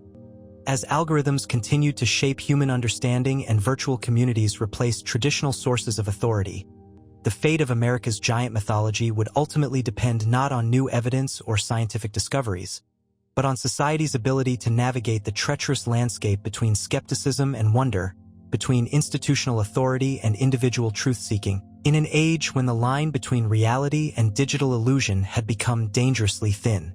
The truth revealed. As the digital age transformed ancient mysteries into viral content and algorithms reshaped humanity's relationship with truth itself, a profound irony emerged from the chaos of competing narratives and contradictory evidence. In their relentless quest to prove or disprove the existence of American giants, both believers and skeptics had lost sight of the most extraordinary revelation of all. The truth about America's giant phenomenon was far stranger, more complex, and more revealing about human nature than either side had ever imagined. The convergence of over a century of investigation, from frontier newspaper accounts to cutting-edge digital forensics, had created an unprecedented archive of evidence that, when examined with dispassionate clarity, told a story that neither conspiracy theorists nor mainstream archaeologists had anticipated. The giants were real, but not in the way anyone had expected. They existed not as a lost race of prehistoric beings, but as a powerful manifestation of the deepest currents running through American culture, psychology, and the eternal human struggle to find meaning in an uncertain world. The systematic analysis of over 1,000 documented giant skeleton discoveries reveals patterns that illuminate the true nature of the phenomenon with startling clarity. When plotted chronologically, the reports cluster heavily between 1845 and 1920, with the peak occurring during the 1880s and 1890s. precisely the period when American society was grappling with fundamental questions about evolution, biblical authority, and national identity. The geographic distribution shows similar telling patterns, with the highest concentrations occurring in regions undergoing rapid settlement, industrialization, and cultural upheaval. Dr. Jason Colavito, whose comprehensive analysis of historical giant claims represents one of the most thorough investigations ever undertaken, discovered that the phenomenon correlated remarkably with specific cultural and technological developments. The giant discoveries weren't random events scattered across time and space, he observed in his groundbreaking research. They were responses to specific cultural anxieties, appearing when communities needed them most and disappearing when those needs were no longer urgent. The Cardiff giant hoax of 1869 emerges not as an isolated deception, but as the perfect crystallization of forces that had been building for decades. George Hull's brilliant fraud succeeded because it tapped into profound psychological and spiritual hungers that conventional religion and emerging scientific materialism both failed to satisfy. Americans desperately wanted tangible proof that their homeland possessed ancient mysteries equal to those of the Old World, that biblical narratives retained relevance in an age of geological deep time, and that there were still wonders in the world that transcended mundane reality. The medical evidence provides perhaps the most definitive resolution to claims about prehistoric giant races. The discovery of the Roman skeleton with confirmed pituitary gigantism demonstrates exactly what legitimate ancient giant evidence should look like: clear pathological markers, proper archaeological context, and medical abnormalities that explain extraordinary stature. When compared to the scientific standard, the alleged American discoveries reveal their true nature through what they lack rather than what they contain.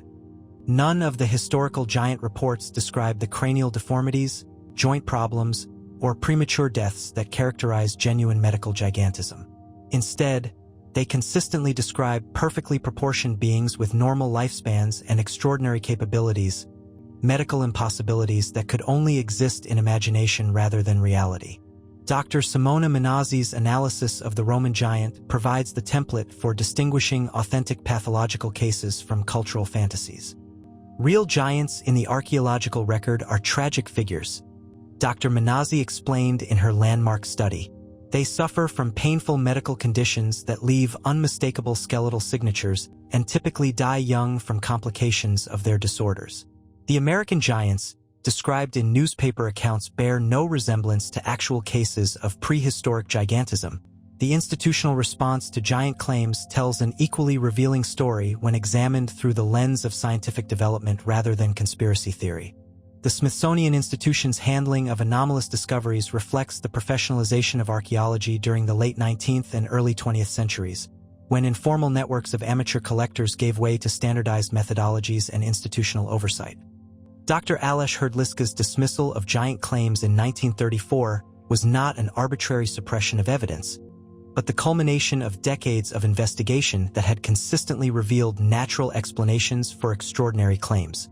Museum specimens that disappeared from collections were typically found to be misidentified animal bones, normal human remains that had been mismeasured, or hoaxes that failed to meet evolving scientific standards. The documentary evidence for this process exists in the Smithsonian's own archives, which show a pattern of careful investigation followed by scientific correction rather than deliberate suppression. Letters from the period reveal institution scientists patiently explaining to disappointed amateur archaeologists why their discoveries could not be classified as evidence of giant humans, offering detailed anatomical analyses that identified the true nature of the specimens. Perhaps most significantly, the Native American Graves Protection and Repatriation Act has created a legal framework that makes systematic cover-ups impossible while simultaneously revealing the absence of any giant-related controversies in tribal repatriation claims. If prehistoric giant races had actually existed in North America, NAGPRA processes would have generated extensive documentation, legal disputes, and tribal involvement in determining the proper treatment of such remains. The complete absence of giant-related NAGPRA cases provides powerful evidence that no such remains exist in institutional collections. The psychological research conducted by Dr. Karen Douglas, Dr. Jan Willem van Prooijen, and other scholars of conspiracy belief illuminates why giant theories proved so persistent despite lacking credible evidence. Their work reveals that belief in suppressed archaeological discoveries serves important psychological functions that have nothing to do with historical accuracy. They provide a sense of special knowledge, connect believers to larger communities of like-minded individuals, and offer satisfying explanations for feelings of powerlessness or alienation. Giant theories persist because they meet deep human needs that scientific evidence cannot address. Dr. Douglas explained in her synthesis of conspiracy psychology research. People don't believe in giants because the evidence is compelling. They believe because the story is psychologically satisfying. It makes them feel that the world is more mysterious and meaningful than conventional science suggests.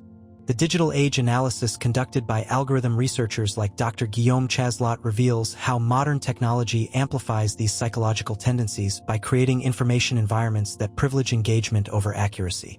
The viral spread of giant content demonstrates not the persuasiveness of the evidence, but the power of algorithms to create apparent consensus around ideas that appeal to human emotional needs regardless of their factual merit.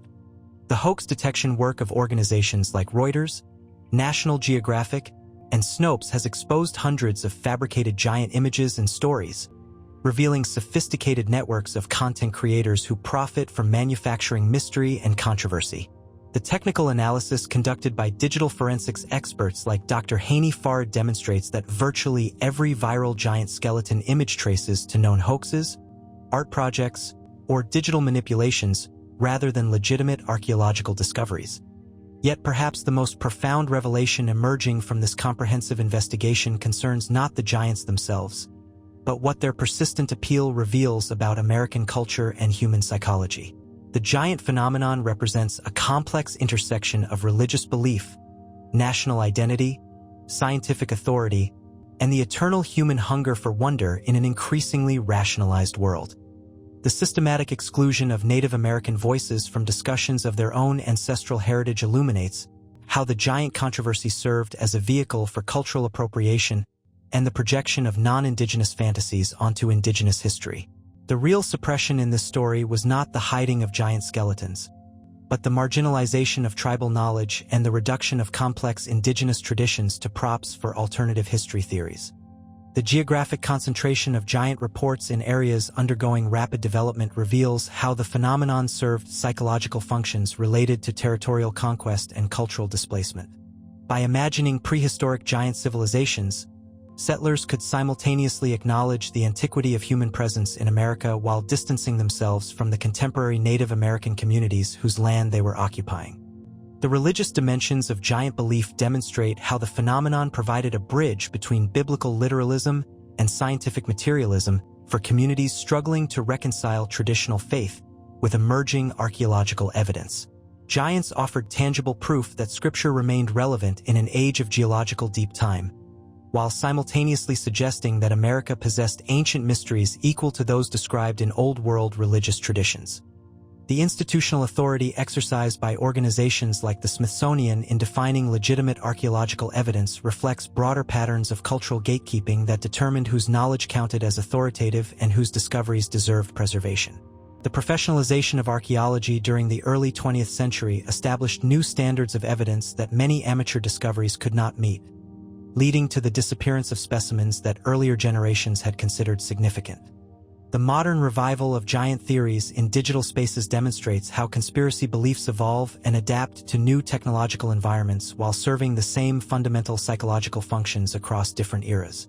Social media algorithms that amplify engaging content regardless of accuracy have created information ecosystems where compelling narratives can overwhelm careful analysis, making it increasingly difficult for societies to maintain shared standards of evidence and truth.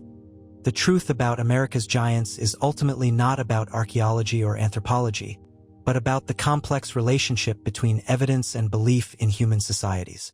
The phenomenon reveals how powerful cultural needs can shape perception of evidence, how institutional authority influences public understanding of complex topics, and how technological change can transform the dynamics of belief formation and maintenance. The giants were real, but they existed in the realm of culture and psychology rather than prehistory and archaeology. They served crucial functions in helping American society navigate fundamental questions about identity, meaning, and the nature of truth itself. Understanding their true significance requires moving beyond simple questions of whether giant skeletons existed to deeper inquiries about why millions of people needed them to exist, and what that reveals about the eternal human quest for wonder in an age of scientific explanation. Echoes of mystery, the truth about America's giants, that they existed not in the archaeological record but in the deepest recesses of the human psyche, should have marked the end of our investigation. The evidence had been weighed, the hoaxes exposed, the psychological mechanisms revealed. Yet as our journey through this labyrinth of mystery and deception draws to a close, a haunting realization emerges. The giants refuse to rest quietly in their graves of debunked theories and discredited claims. Instead, they continue to walk among us, more powerful in death than they ever were in their imagined prehistoric life, casting shadows that reveal profound truths about the nature of belief, evidence, and the eternal human struggle to find meaning in an uncertain world. The persistence of giant theories in the face of overwhelming contrary evidence illuminates something far more significant than simple stubborn belief or institutional conspiracy. It reveals the fundamental tension between two different ways of understanding reality: the scientific method's demand for rigorous evidence and peer review, and the human heart's need for mystery, wonder, and stories that connect us to something larger than our everyday existence. This tension lies at the very core of modern civilization's relationship with knowledge, authority, and truth itself. Dr. Thomas Kuhn's groundbreaking work on the structure of scientific revolutions provides a framework for understanding why giant theories prove so resistant to debunking. According to Kuhn's analysis, established scientific paradigms create powerful frameworks that determine what questions are considered worth asking and what evidence is deemed relevant. The giant phenomenon exists in the space between paradigms, too anomalous to fit comfortably within mainstream archaeological theory, yet too persistent to simply disappear despite the lack of credible supporting evidence. Anomalies that cannot be explained within existing paradigms often become the seeds of revolutionary change, Kuhn observed in his influential analysis of scientific development. But they can also become focal points for alternative belief systems that operate according to entirely different rules of evidence and interpretation. The giant phenomenon demonstrates how cultural needs can create what sociologists term persistent counterfactuals. Beliefs that endure despite contradictory evidence because they serve important psychological and social functions that transcend simple factual accuracy. The giants provide believers with a sense of hidden knowledge, community identity, and spiritual meaning that conventional archaeology cannot offer, making them effectively immune to traditional forms of scientific refutation. Yet the implications of America's giant obsession extend far beyond the boundaries of archaeology or anthropology into fundamental questions about how democratic societies negotiate between expertise and popular belief, between institutional authority and individual truth-seeking. The systematic marginalization of indigenous voices in giant discussions reveals how power structures determine whose knowledge counts as legitimate, while the viral spread of digital hoaxes demonstrates how technological change can undermine traditional gatekeepers of truth. The educational implications are particularly troubling.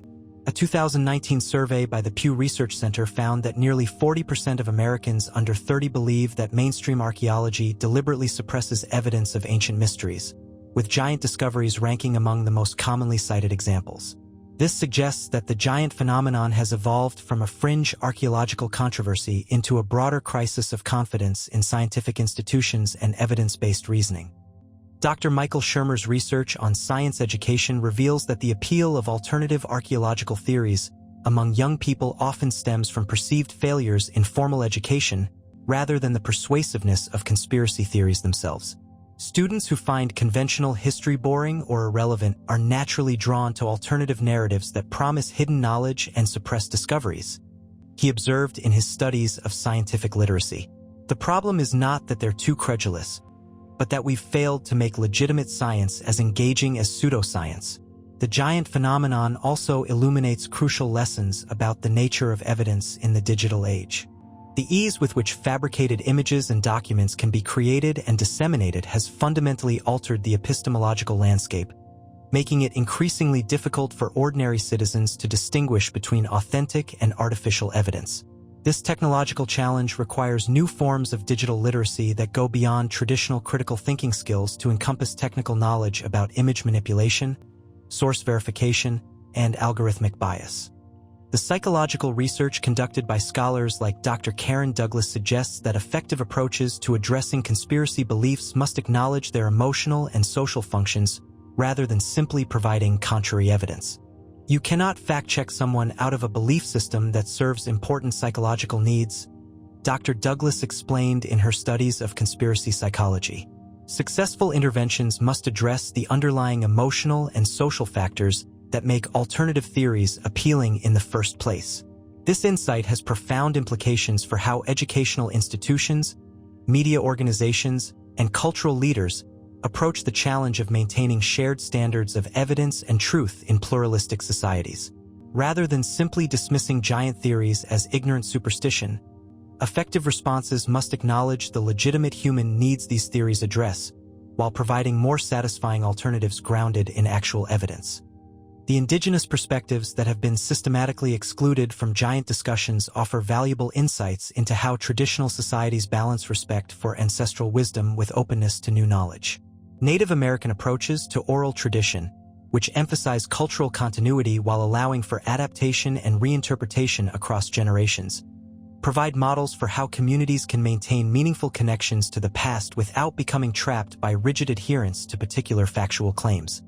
Our ancestors were wise, but they were not infallible, observed Cherokee Nation historian Dr. Daniel Heath Justice in discussions of traditional knowledge systems. The key is distinguishing between the spiritual truths that remain constant and the specific details that may evolve as our understanding deepens. Honor for the past does not require rejection of new evidence. The legal and ethical frameworks established by NAGPRA and similar legislation demonstrate how societies can balance respect for traditional knowledge with scientific investigation through transparent, inclusive processes that acknowledge multiple ways of understanding the past. These frameworks provide models for addressing other controversial topics where scientific evidence conflicts with deeply held cultural beliefs. The technological dimensions of the giant phenomenon raise profound questions about the future of truth in digital societies. As artificial intelligence systems become increasingly sophisticated at generating convincing fake content, the challenge of distinguishing between authentic and fabricated evidence will only intensify.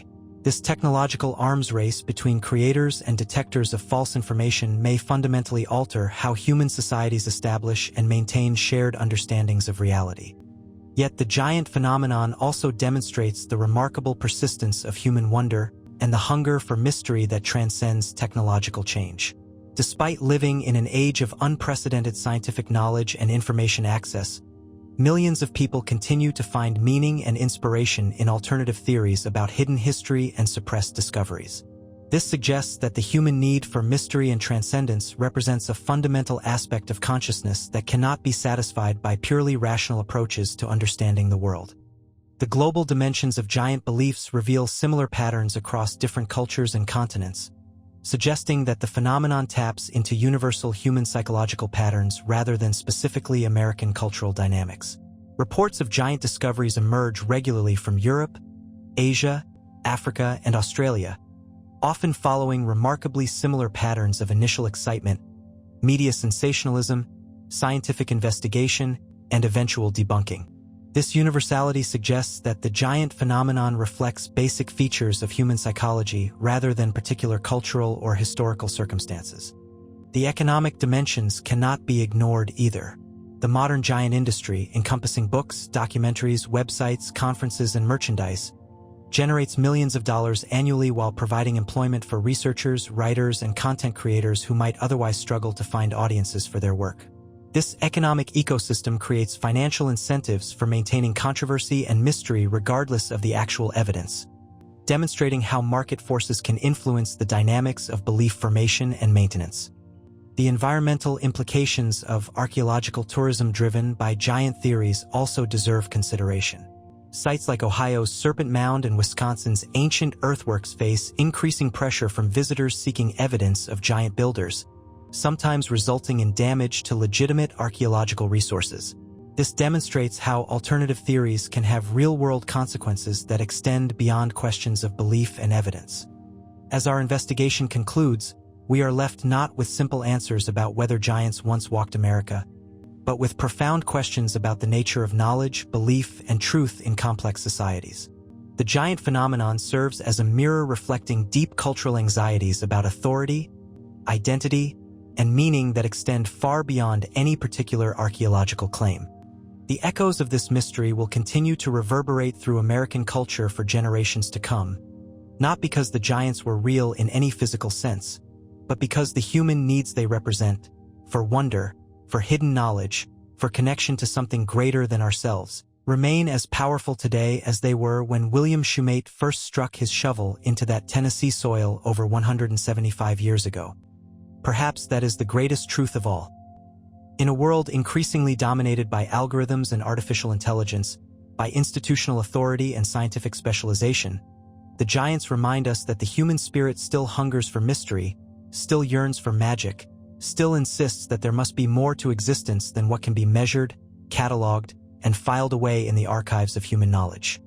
The giants are dead, but their legend lives on, not as archaeological fact, but as eternal testament to humanity's refusal to accept a world drained of wonder.